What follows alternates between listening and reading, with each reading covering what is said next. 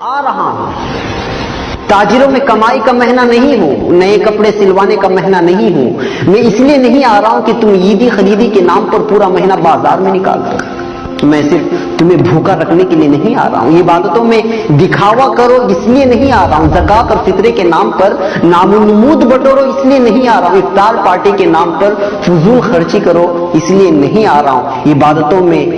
دکھاوا کرو اس لیے نہیں آ رہا ہوں،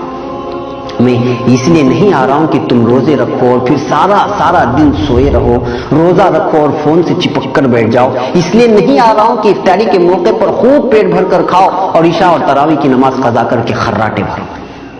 میں تو آتا ہوں اپنے رب کی رحمتوں، برکتوں اور مغفرتوں کی سوغات لے کر، مگر تم اس کو حاصل کرنے کے بجائے تجارت کے حساب و کتاب میں لگ جاتے ہو،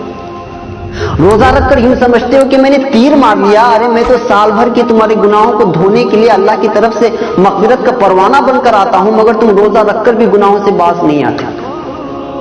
نوجوانوں، ناجائز عشق رمضان سے پہلے بھی ناجائز اور اب بھی، مگر تم تو رمضان میں کچھ کام نہ ہونے کا بہانہ بنا کر سارا دن موبائل پر عشق بازی کرتے رہ جاتے ہو،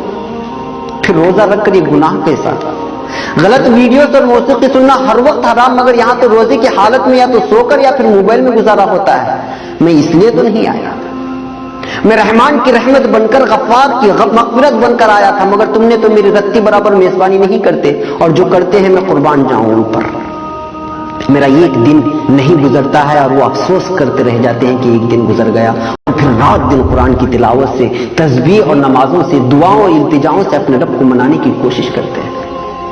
ہر پل وہ اپنے خالق سے اپنے گناہوں کی شکایت کرتے ہیں اور رحمتیں لوٹتے ہیں، برکتیں حاصل کرتے ہیں، مغفرت کے پروانے اپنے نام کر لیتے ہیں، میں آتا بھی اسی لیے ہوں، تم بھول مت جانا، میں جب تمہارے آنگن میں قدم رکھوں گا تو میرا ہر لمحہ ہزاروں لمحوں سے بہتر ہے، کیونکہ میں ایسا مہینہ جس میں ہر لمحہ اللہ کی رحمت برستی ہے،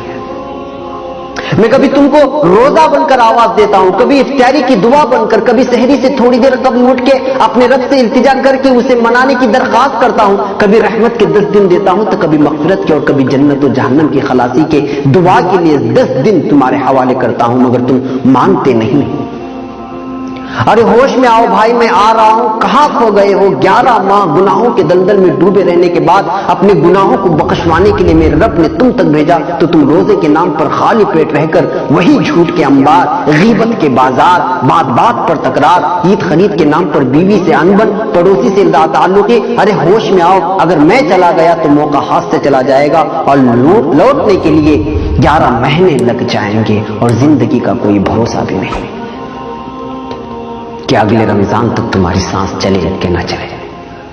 پاگل نہ بن، تیاری کر، میری میزبانی کی اور میری مہمانی کی، دل سے کر، خلوص سے کر، دکھاوا میرے رب کو منظور نہیں، جو بھی کر تنہائی میں اٹھ کر اللہ سے التجا کرتے ہوئے کر، ابھی سے مانگنا شروع کر، کیونکہ نیک اعمال کا کرنا بھی اللہ کی توفیق سے ہوتا ہے۔ میری میزبانی کا مطلب یہ نہیں کہ گھر میں کھجور اور افطاری اور سحری کا راشن جمع کر لے، میری میزبانی کا مطلب ہے نماز، تراویح، تلاوت قرآن، گناہوں سے اجتناب، جھوٹ، غیبت، فحاشی، ناجائز عشق بازی اور بازاروں کی زینت بننے سے خود بھی بچنا اور گھر کی خواتین کو بھی اس سے باز رکھنا۔ میری میزبانی ایسی کر کے تیرا رب تجھ سے راضی ہو جائے، اور جب رب بھی راضی ہو جائے تو اس دنیا سے کیا مطلب جو ایک دھوکے کا گھر ہے، جی ہاں دھوکے کا گھر۔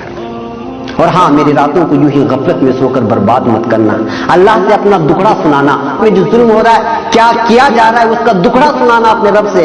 بیتے سالوں میں اپنوں اور غیروں نے ہم سے جو برتاؤ کیا اس کی شکایت کرنا اپنے رب سے، وہ سننے والا ہے، سب کے سننے والا ہے، وہ جو سب سے رحیم، سب سے کریم اور تم سے سب سے زیادہ محبت کرنے والا ہے۔ تمہارا دکھڑا سن لیا تو پھر بیڑا پار ہے، نہیں سنا تو پھر ثواب کہیں نہیں گیا۔